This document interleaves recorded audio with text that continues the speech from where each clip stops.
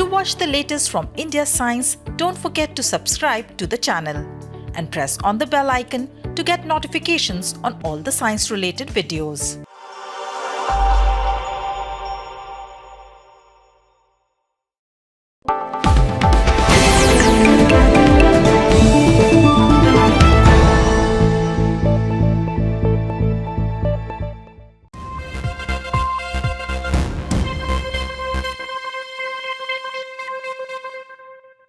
About 3 billion years ago, the red planet was supposedly warm and wet, conditions ripe for life. But did alien life take off there? The question is at the heart of Perseverance mission. Scientists don't expect to see aliens like those depicted in movies. Instead, their bets are on Martian microbes. Namaskar and welcome to India Science. Today we bring you Science Time Stories, a kaleidoscope of significant scientific developments this week and snippets from the world of science. Today in this episode, we will talk about Mars Perseverance rover, how hydrogen can transform transportation, flying in mesosphere and pill-based vaccine. Let's dive in. Mars Perseverance rover will do just more than searching for clues on ancient microbial life. It will study how Mars went from being warm and wet to the freezing desert that it is today. All the action is taking place in Mars' Jezero crater, the landing site of the rover. Studies suggest that this crater housed a lake about 3.5 billion years ago. You must be wondering what clues would the dry and inhospitable crater hold? Well, the inner rim of the crater has minerals called carbonates, which could preserve ancient life. It could also tell us about Mars' past climate. And if everything goes according to plan, we might receive a parcel of Martian rocks. Perseverance will drill holes on the Martian surface to collect and store rock samples. Later, another mission will collect and transport these samples back to Earth for extensive analysis. It is indeed mind-boggling to imagine the scale of this operation. Once home, scientists will analyze rock samples for ancient microbial life. Perseverance will also test a technology built to produce oxygen from thin air. Experiments like this could pave the way for future human exploration. Here's hoping it accomplishes all its goals. Moving on to the next story, here's a question for you. Which is the most abundant element in the universe? Yes, you guessed it right. It is hydrogen.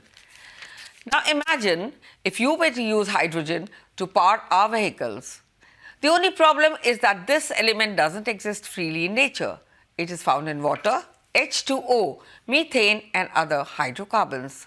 Typically, hydrogen is extracted from these sources, but hydrogen sourced from renewable sources or green hydrogen might help us drive down our greenhouse emissions. The world is placing its bets on this abundant element to solve our climate crisis. India is not missing the bus, thanks to the National Hydrogen Mission. While the mission's proposed end-use sectors include steel and chemicals, it will most importantly revamp the transportation sector. This sector contributes a third of all greenhouse gas emissions worldwide.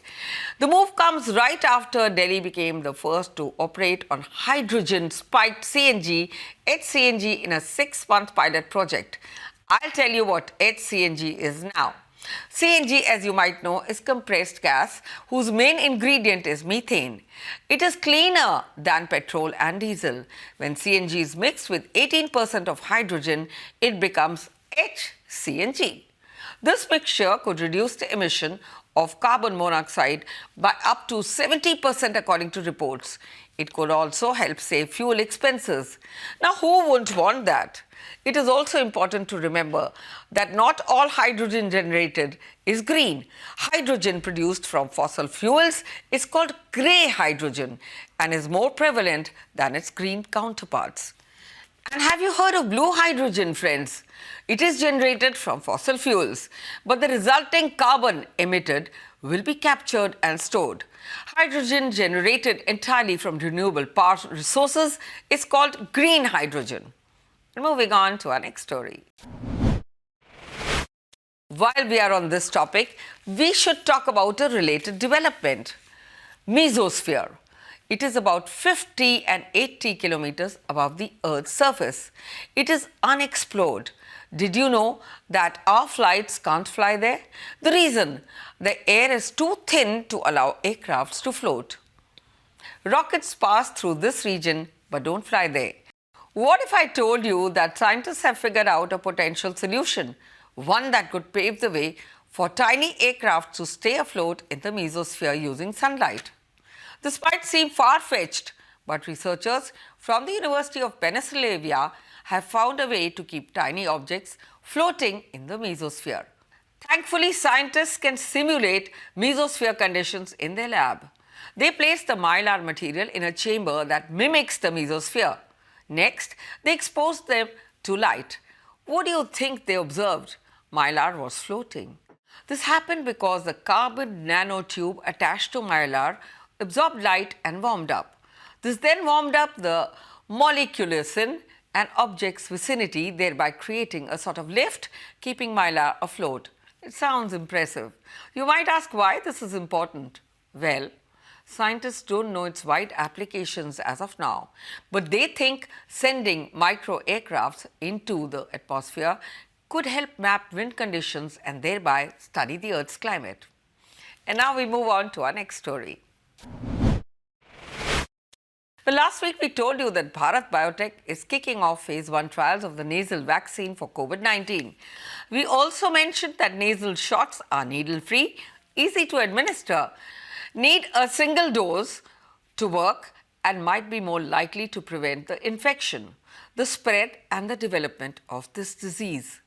Our very own Serum Institute of India is also testing a potential single-dose intranasal vaccine against COVID-19 named Covivac. The company has joined forces with the US-based Codagenix to start phase 1 clinical trials of this vaccine. One such new entrant in the race is Nasal Sprays. Canada-based Sanotize Research and Development Corporation is testing it against the new coronavirus. Their candidate is designed to prevent the virus from colonizing the lungs.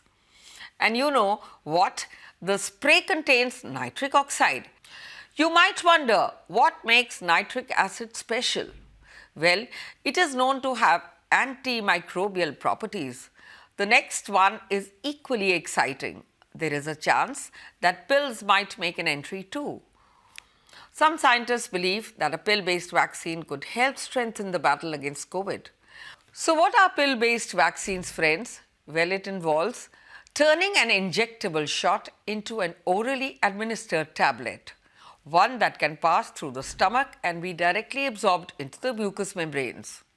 And with that, friends, this is a wrap of this edition of Science Time. Stay with us every Friday at 9 p.m. Keep watching India Science. Namaskar.